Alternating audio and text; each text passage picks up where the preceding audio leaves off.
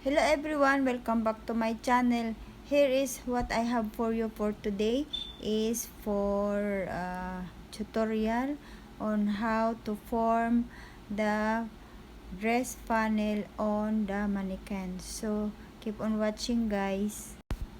You must have a mannequin and then put the panel there by using pin. Attach it. You see the pin. Attach all over the panel.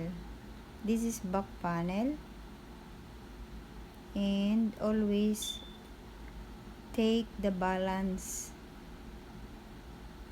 and continue pinning until you completely stick the cloth to the mannequin.